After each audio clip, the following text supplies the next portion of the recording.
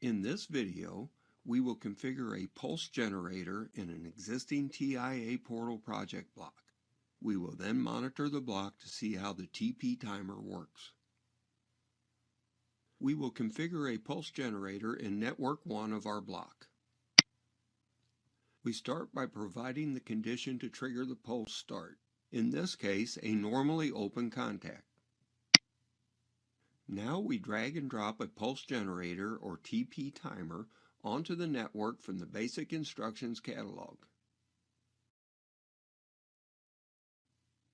Because the pulse generator is actually a standard function block, it will require an instance data block to operate.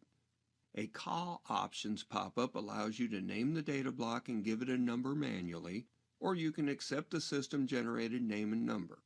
We will accept the system-generated name and number in this example by simply clicking the OK button to continue. At the PT input, we enter the time for the pulse duration in milliseconds, 5,000 for the example. The ET output of the block displays the elapsed time as the timer runs. We will give this output a memory location so that it can be monitored later in the video.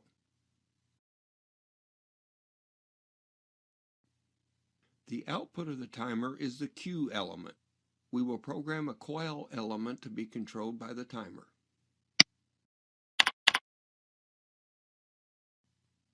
At this point, the pulse timer has been configured and programmed. We will download the block to the PLC and click the eyeglass icon in the block menu bar to monitor the block and pulse generator. Upon actuation, Q goes high and the timer starts timing out as shown at output ET. The ET output displays the elapsed time since the timer was actuated.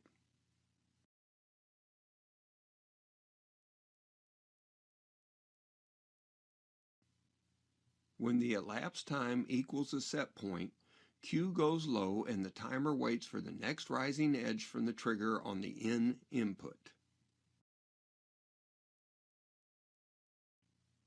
With the next rising edge on in, the process starts over.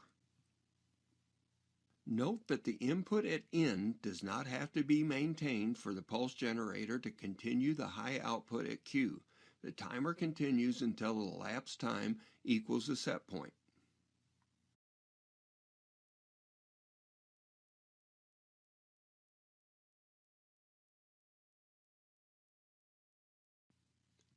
We have just successfully programmed a pulse generator in the project.